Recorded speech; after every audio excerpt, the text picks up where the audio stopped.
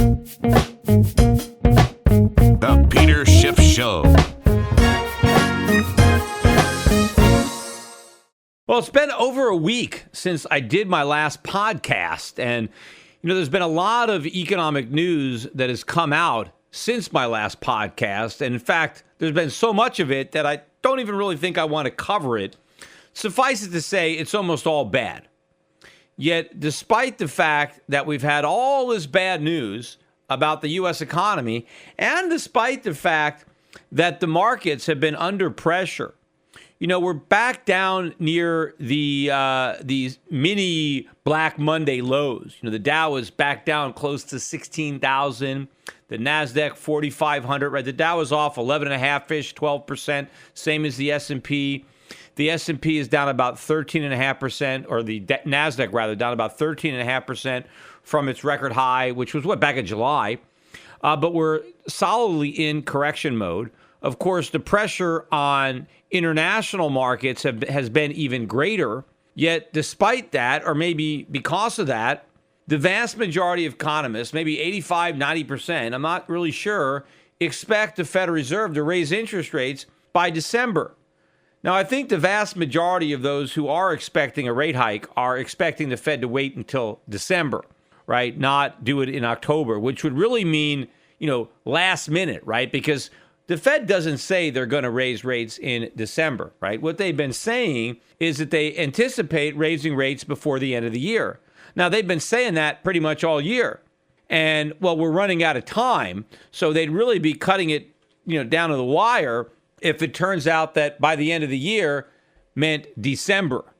But I don't know why all the economists are still convinced that the Fed is going to raise rates, because if you look at the reasons that the Fed gave, now, of course, the reasons it gave may have nothing to do with the actual reasons that it had, but the reasons that it listed as the excuse for not raising rates were weakness in overseas markets and overseas economies, a lack of inflation as measured by the Fed's favorite indexes, right? So maybe there isn't really a lack of inflation, but the way the Fed measures it, there is. And of course, the Fed believes that inflation is good and necessary for growth, even though it's not. But we know the Fed's stated opinion with respect to inflation. And the Fed has said also that they want to see more improvement in the labor markets. Apparently, the labor markets weren't strong enough in September to allow for a rate hike.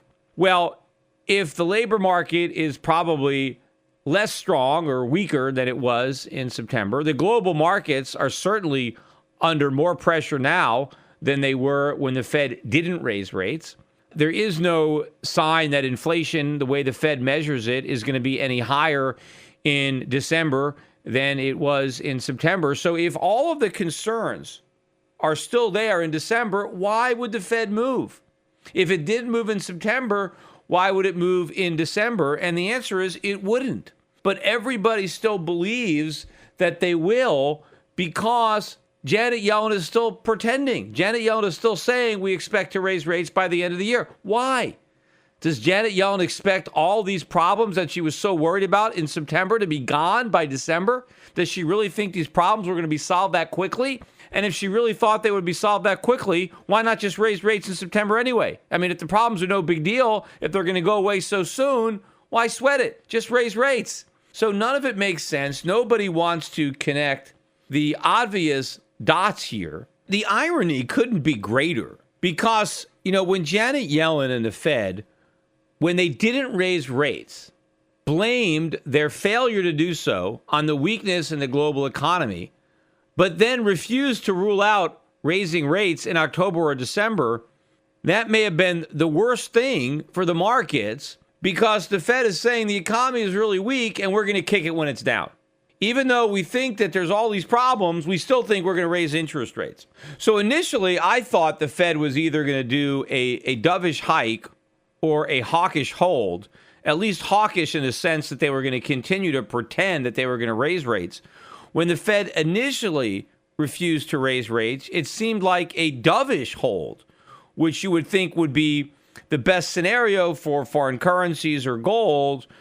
But The perception of a dovish hold quickly became a hawkish hold when Janet Yellen spoke about her belief that rates would still be rising by the end of the year. But of course, the fact that everybody believes it means it can't happen because the markets are already pricing it in and they're exacerbating the very problems that supposedly led Janet Yellen not to move in September. You know, it's amazing to me that everybody is worried about how higher interest rates are going to affect the rest of the world, maybe the emerging markets, right? Oh, everybody knows, oh, yes, the emerging markets have a lot of debt. And if interest rates go up, that makes that debt harder to service.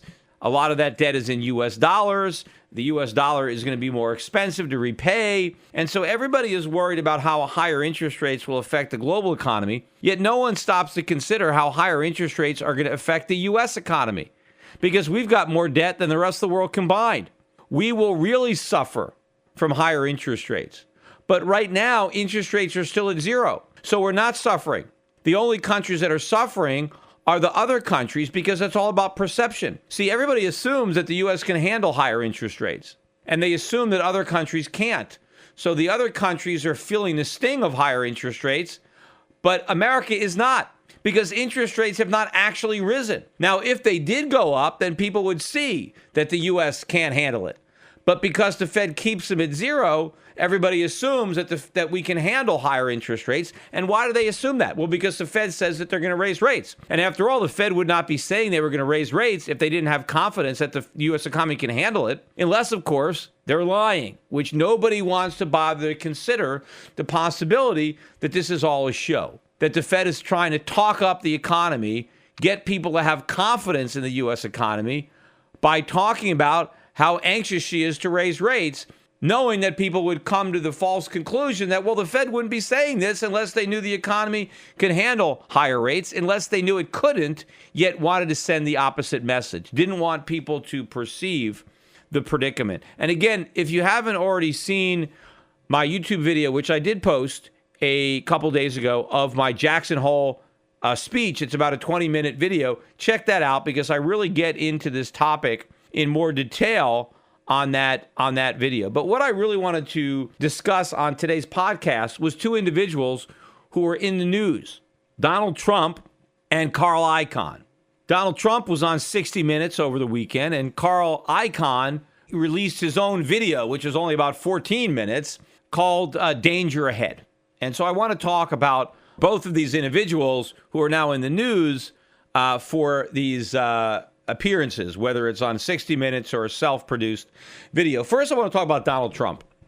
Now, I thought Donald Trump did an excellent job in his 60 Minutes interview. In fact, I think he hit the ball out of the park, not because I'm agreeing with everything that Donald Trump said. In fact, I disagree with most of it. But I really was impressed by the way he delivered that message. And I think that the typical voter is going to buy the bill of goods that Donald Trump so forcefully and eloquently sold during that very brief 60 Minutes interview. I mean, to me, that was like a commercial for Donald Trump. I mean, 60 Minutes teed it up, and Donald Trump hit it out of the park. I think he basically promised everything to everybody, right? He is going to cut taxes for almost everybody, except the really rich hedge fund managers that everybody hates. But the middle class, everybody's going to get a big tax cut. He's going to repeal and replace Obamacare with something even better because he's still going to cover everybody. The government is still going to provide people with insurance. Now, I thought that's what Obamacare was supposed to do, but Donald Trump knows that nobody likes Obamacare, so he's going to replace it with something that does the same thing, only I guess we'll call it Trump Care. Right? But he promised that. He promised to save Social Security. Right? Oh, we don't have to cut Social Security. I'm going to save Social Security. So I'm going to save Social Security. I'm going to save, socialized medicine. I'm going to cut everybody's taxes. I'm going to grow the economy. I mean, he's going to do all this great stuff. And you know what? He sounds like he can pull it off. To the average guy who doesn't really understand economics, this sounds plausible. He sounded very optimistic about what this country could be like if we only elected him president, right? It's lousy now, that we know. The current a group of career politicians have screwed this economy up. The average guy knows that. Donald Trump is successful. He has an image, an aura of success. Maybe people think, you know what? He's succeeded in business. He's a rich guy. So maybe he can make us all rich. Just let's make him president because he's going to, negotiate better trade deals and he's going to grow this economy. And it's okay if we cut taxes. It's not going to increase the deficit because the economy is going to grow. All the millions of people who are not working are going to have jobs and they'll be paying taxes in this Donald Trump economy. Why? Because he's going to bring all the jobs back from China. He's going to bring all the jobs back from Mexico. How's he going to do that? Tariffs? Building walls? I don't know, but it doesn't matter. All he has to do is say it. And he just says it in a way that people are going to believe it. Because who is going to argue against him? Who's going to be able to debate this? He's got all these talking points down. He's not offending anybody. He's not, as far as people who are looking to get government checks, he's not identifying government programs that he's going to cut. No, he's going to get rid of the $50,000 hammers. Everybody is in favor of getting rid of those expensive hammers and toilet seats. He's not talking about actually cutting any government programs where he might offend somebody who might benefit from those programs. He's not talking about laying off any government workers whose vote he might lose. He is appealing to everybody. He is the non-politician who is the best politician in this race, right? He is promising everything to everybody in a way that people might actually believe it. I think that he is going to go up in the polls rather substantially as a result of this brilliant performance on 60 Minutes. Now, of course, again, the stuff that he's saying, it's impossible. This country is in a lot of trouble. Donald Trump can't fix it by building walls and imposing tariffs. Now, yes, lowering taxes, getting rid of special interests, that stuff is going to help rebuild the country if we do all the other right things that need to be done. But, one of the key points that I think is going to resonate and get a lot of voters is when he focuses on the special interest, the hedge fund guys, because why does the government have high taxes? One of the reasons that the government has high income taxes is so they can basically blackmail people like the mafia looking for protection money. They vote for high income taxes and then they go to a business and they say, hey, we will give you a special tax break if you give me money for my campaign and I will exempt you from some of these high taxes. Right? So they create this weapon, this big club, this high marginal tax rate, and then they say to a constituent, hey, give me some money and I won't bash you on the head with this club. And so that's what happens. They shake everybody down for money. If you lower the taxes, you lower the rates, and you get rid of the deductions, then the politicians don't have any power to buy votes and get support. That's why they're not in favor of it. But Donald Trump can hit these themes because he can say, look, I don't want any special interest money. So I can tax the hedge funds because I don't want their money. Right? I can lower taxes on everybody else and raise them on the hedge fund guys. I can lower the tax rates and I can get rid of the deductions because I don't need it. I don't need anybody's money. I'm spending my own money on this race. And you know why that didn't work for like Linda McMahon. Linda McMahon ran against me in the Senate in the primary, and her money, even though she won the nomination, in the general election, the idea that she was trying to buy the Senate seat worked against her.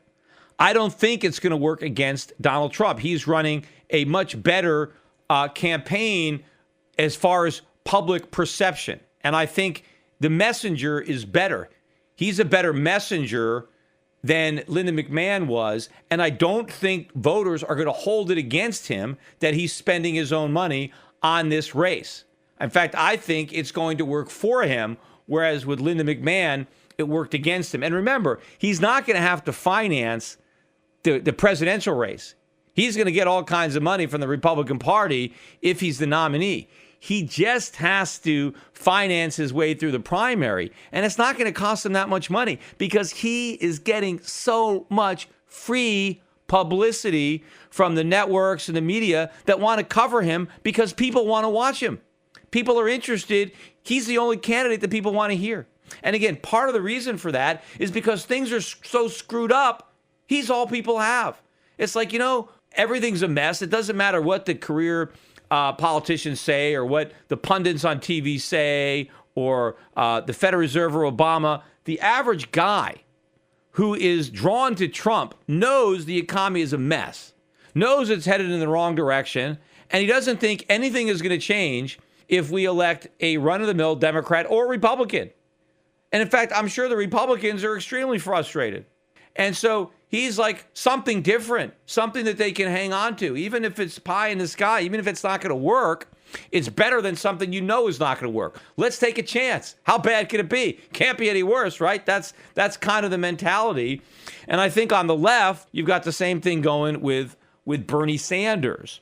But also, I wanted to talk about Carl Icahn, because Carl Icahn is the guy who supposedly is going to be the Secretary of the Treasury if Donald Trump is the president. And you know what? I mean, he probably wouldn't be bad compared to some other clowns who have been Secretary of the Treasury.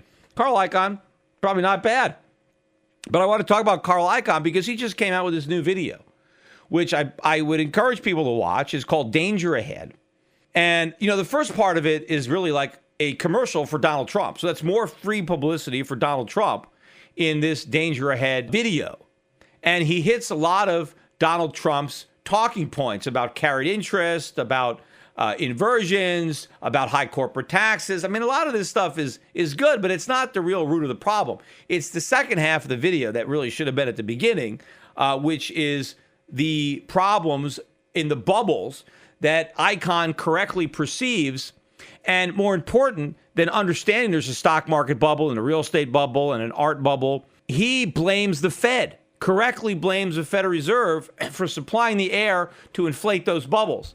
And he correctly points out that quantitative easing, 0% interest rates have created problems. They have not been a solution to our problems. They are causing our problems. And he went over what I've been discussing with manufactured corporate earnings and share buybacks and how companies haven't used their money to modernize their plant and equipment, to increase the productivity of their workers. They've just massaged their earnings numbers by levering up and buying back stock in a very unproductive manner, all thanks to the Federal Reserve, all really good stuff that I've been saying for years. And it's nice to see a guy like Carl Icahn come out and say it too, because he's a pretty mainstream guy.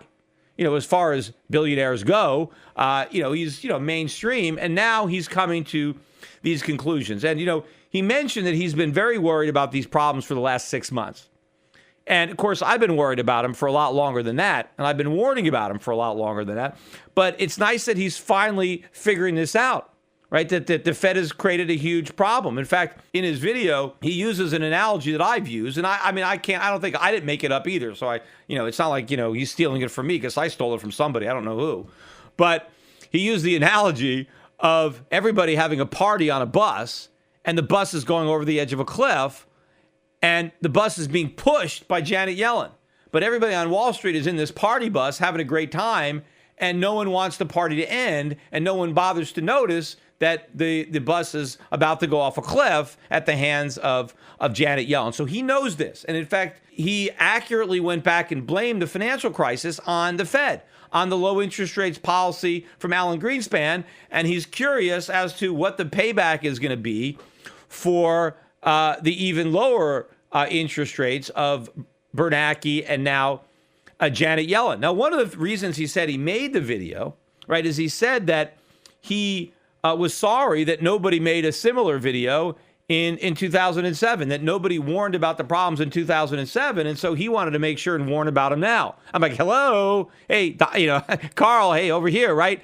I was warning about the problems in 2007. I was warning about them in 2006. I was warning about them in 2005. I was warning about them in 2004. I warned early because there was still time to do something about it.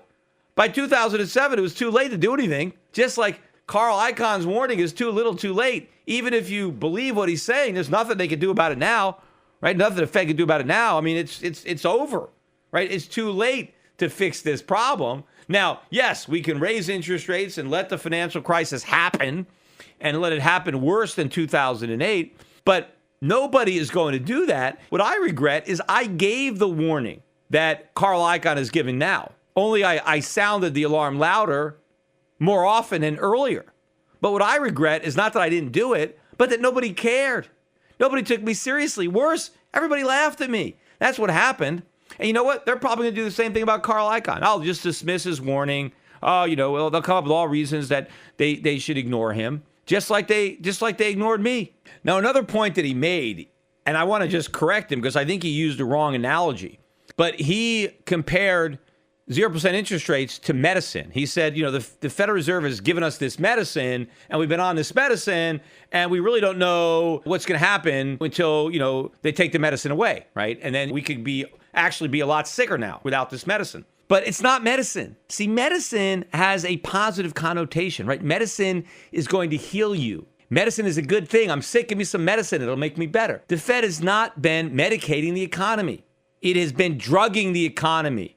It's been injecting it with monetary heroin. See, that's bad. Everybody knows that, right? Yes, you can get high off of heroin. You can feel great because you took some heroin. But ultimately, there's problems there. In fact, if you want to talk about it as medicine, it's not really medicine. It's more of a painkiller or a Novocaine. You're sick, you got a cancer, and the doctor says, well, take some aspirin or let me give you some morphine so you don't feel the pain, right? And now the cancer gets worse and worse, but it's okay because you don't feel it until eventually you drop dead because the cancer killed you. That's what the Federal Reserve has been doing to the U.S. economy. And rather than, calling it, it's medicine, it's not. But I understand his perspective. To drive home this point further, I want to, remind people about the warnings that I was giving back then, not 2007. I'm just coming out with a new video. It'll be out, the next day or two, maybe tomorrow. 2006 all over again. Because I want to talk about the housing market. Because the collapse in the housing market started in 2007. It didn't start in 2008. The subprime market imploded in 2007, and the financial crisis ensued the following year. But I put together this montage of me warning about the housing bubble in particular in 2006.